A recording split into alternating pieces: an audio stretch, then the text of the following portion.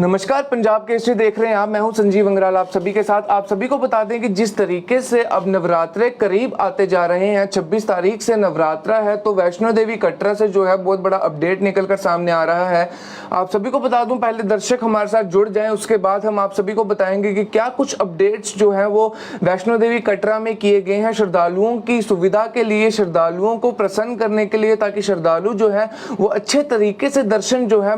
माता वैष्णो देवी के कर पाए। और आप सभी को बता दें कि वैष्णो देवी कटरा में नवरात्रों को लेकर बहुत बड़ा अपडेट ये सामने निकल कर आ रहा है। सबसे पहले इस उत्साह के लिए, क्योंकि 2 साल के बाद जिस तरीके से हम जानते हैं कि कोविड इंतरकाल था, उस इंटरवल में कोविड के दौरान जो है अच्छी तरीके से दर्शन जो श्रद्धालु नहीं कर पाए, और काफी जगहों से, अलग अलग जगहों से श्रद्धालु जो है वो वैष्णो देवी कटरा में आते थे अपने दर्शन करने के लिए माता रानी के, और कोविड के चलते वो नहीं आ पाए थे। लेकिन अब उसको देखते हुए उत्साह जो है वो बहुत ज्यादा लोगों में बढ़ा हुआ। और आप सभी को बता दें कि प्रीपेड सिस्टम भी होगा, बहुत से अपडेट्स हैं जो मैं आप सभी को बताऊंगा। लेकिन उससे पहले मैं आप सभी को बता दूं कि भव्य स्वागत के लिए मंदिर में 100 तरह के जो है अलग अलग फूल जो है उससे श्रद्धालुओं को स्वागत किया जा रहा है। और आप सभी को बता दूं कि इन फूलों का नहीं, सिर्फ और भी बहुत सी चीजें जो है इसमें शामिल की गई है, क्योंकि अगर देखा जाए तो 30 से 35 हजार जो श्रद्धालुओं की संख्या है वो आम जो संख्या है उससे बढ़ाई गई है, उससे बढ़ी हुई नजर आई है। और आप सभी को बता दूं कि नवरात्रों में जो संख्या का एक अनुमान लगाया जा रहा है वो 3 से 4 लाख श्रद्धालुओं का अनुमान लगाया जा रहा है। और आप सभी को बता दूं कि उस अनुमान के चलते हुए जो चीजों का फेरबदली की गई है और जो चीजें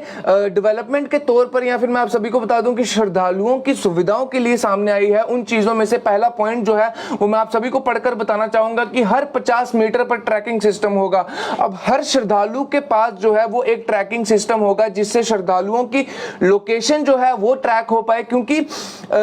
देखा गया है कि भगदड़ में जो है 12 लोगों की मौत हो चुकी थी, एक बार भगदड़ में जो है 12 लोगों की मौत हुई थी। उस चीज को मद्देनजर रखते हुए, उस चीज को सामने रखते हुए अब ट्रैकिंग सिस्टम जो है वो सामने लाया गया है। अगर कहीं पर भी जो है भीड़ उमड़ती है तो वहीं पर जो है वो लाइंस को रोका जाएगा, वहीं पर उस भीड़ को रोका जाएगा, ताकि इस तरीके की कोई भी चीज जो है वो सामने ना आए और किसी भी व्यक्ति की, किसी भी श्रद्धालु की जो है वो मौत ना हो। और ट्रैकिंग सिस्टम होगा, हर इंसान के पास जो है वो ट्रैकिंग डिवाइस होगा, जिससे हर इंसान की जो है,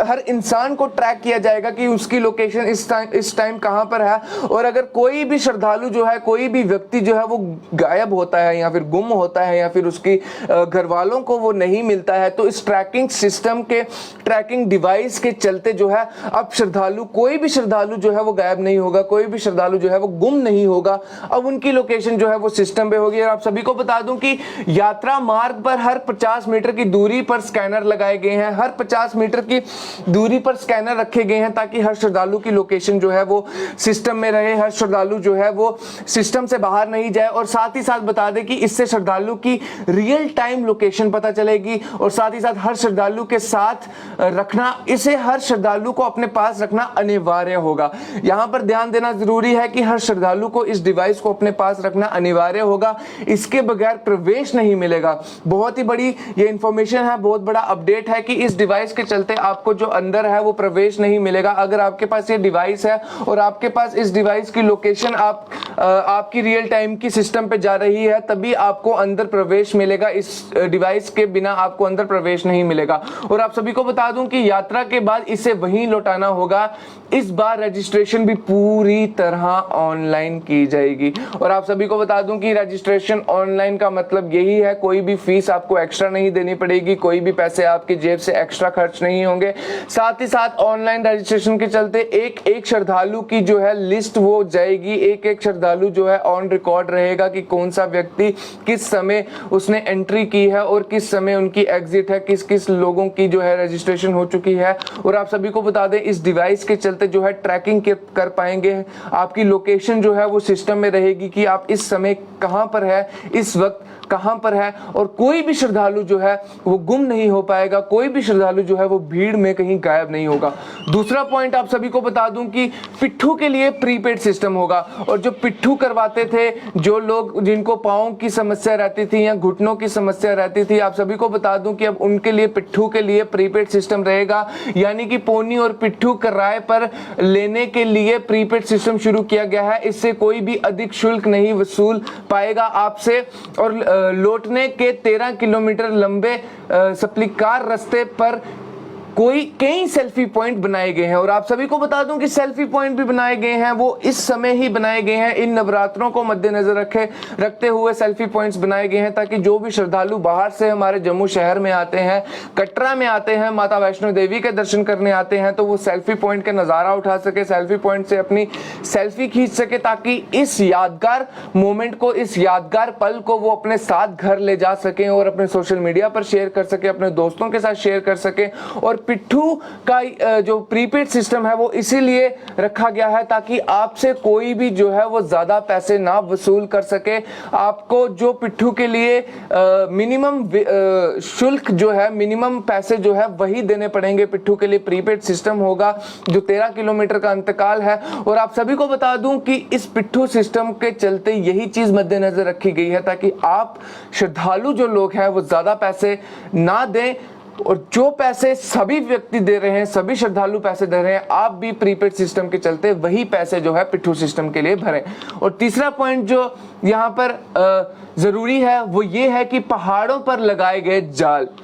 लैंडस्लाइडिंग की मैं बात करूं, अगर लैंडस्लाइडिंग की बात करूं तो बारिश के चलते भूस्खलन की बहुत ज्यादा खतरा मंडराता है, क्योंकि बारिश के चलते अभी भी बहुत जगहों पर जो है भूस्खलन से लोगों को बहुत प्रॉब्लम फेस करनी पड़ी है, हाईवे बाधित कर दिए गए हैं। लेकिन वैष्णो देवी कटरा पर जो बड़े बड़े पत्थर हैं उन पर जाल लगाए गए हैं ताकि भूस्खलन से कोई भी श्रद्धालु जो है उससे घायल ना हो, या कोई भी श्रद्धालु जो है वो भूस्खलन की वजह से अपने दर्शन को ना रोके, और या फिर उनके दर्शन ना रुके। नवरात्रों के चलते जिस तरीके से लोग जो है अपनी आस्था, अपनी श्रद्धा को लेकर माता वैष्णो देवी पे दर्शन करने के लिए आ रहे हैं, वो भूस्खलन को लेकर जो है दर्शन करने से ना रुके, इसको चलते हुए पहाड़ों पर जो है बड़े बड़े पत्थरों पर जो है वो जाल लगाए गए हैं। और उसके बाद जो अगला पॉइंट है वो मैं आप सभी को बता दूं कि इस बार प्रभात फेरी, माता की कहानी, पाठ, भक्ति गीत,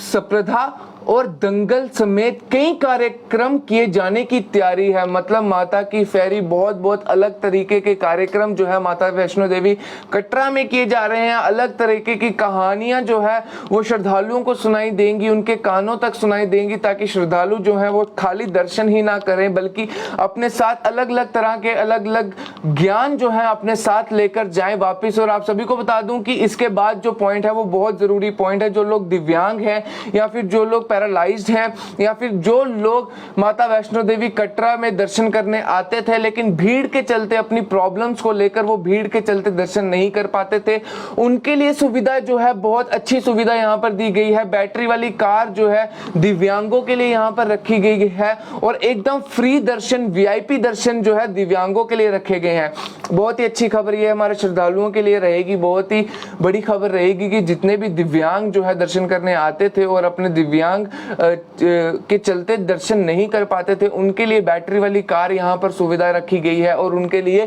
वीआईपी दर्शन रखे गए हैं ताकि वो दर्शन कर पाए वीआईपी तरीके से, और साथ ही साथ जो है बैटरी वाली कार का इस्तेमाल कर पाए ताकि उनको कोई भी पिट्ठू जो है वो ना रखना पड़े, पैसे ना देने पड़े पिट्ठू के चलते, और ना ही उनको कोई प्रॉब्लम जो है वो फेस करनी पड़े। और इसके चलते चलते बहुत से लोगों को जो है यहाँ पे आमंत्रित किया गया है अपने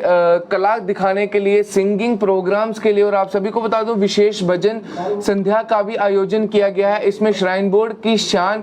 मोहित चौहान, कविता पोडवाल, लखविंदर सिंह, तुलसी कुमार, मोहन जी, मनहर उदास और विपिन अनेजा और साइली